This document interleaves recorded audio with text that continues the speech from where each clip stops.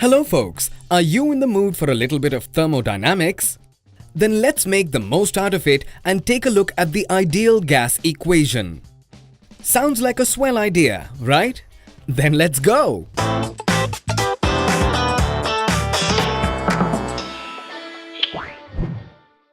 The ideal gas equation. Doesn't it sound like math? I'm afraid there's also a little bit of that too, but it's quite straightforward. It's far more important that you've got an idea of what an ideal gas is in the first place. If you're not sure about that yet, check out our video about ideal gases. If you've already got that covered, then we can start to play with this equation. It looks like this. Let's go through what the whole thing is supposed to mean. P is the pressure, V the volume, N the amount of substance, Rm the universal gas constant, and T is the temperature. Great, but what can we do with this equation? We also call the ideal gas equation the thermal equation of state.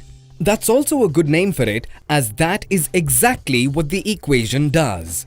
It describes the state of an ideal gas with just a few parameters. Since Rm is a constant, we only need 3 other parameters here and use these to work out the missing 4th parameter. Like the temperature, for example. With the pressure, the volume, and the amount of substance, we could find the temperature of an ideal gas. That's already really handy, right? But the ideal gas equation is not just great for figuring out state parameters. It's also really easy to calculate changes in state with it. Check this out. Imagine an ideal gas like this, which we have sealed off with a piston. We push this piston down so that the volume is decreased significantly. The process is isothermal, by the way. That just means that the temperature doesn't change. Let's start with the initial conditions. What are we missing here? Exactly, the temperature. We can figure out the temperature using the ideal gas equation without breaking a sweat because we already know all other parameters. We have even just rearranged the ideal gas equation for T. Helpful, right? And because the process is isothermal, we know that the temperature in the second state must be the same as in the first.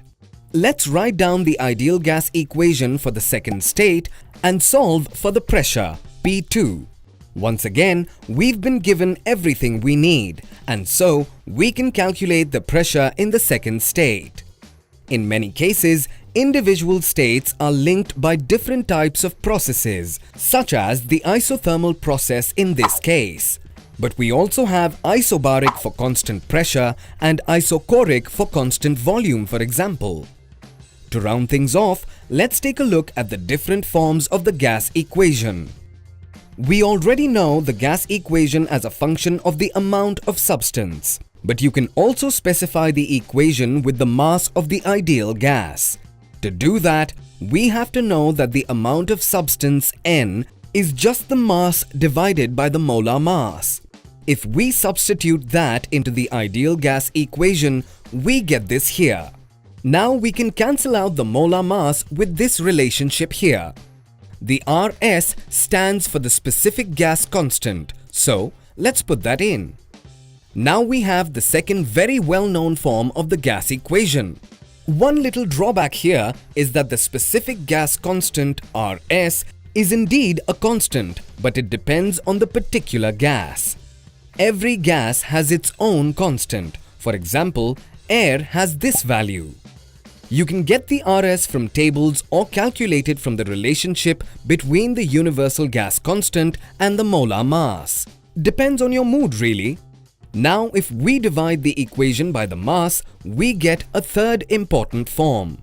We also call volume divided by mass the specific volume for simplicity. And that's it. These 3 forms are frequently used in calculations, so it can't hurt to remember them. So what do we need to take away from this? The ideal gas equation, also known as the thermal equation of state, is really handy for calculating individual state parameters for ideal gases. We can also use the equation to analyze different states if we know how the states are linked. Whether that's isothermally, isobarically, and so on. Finally, we've introduced 3 different forms of the ideal gas equation. If you want to see the ideal gas equation in action, check out our video where we work through a small exercise. See you soon, folks!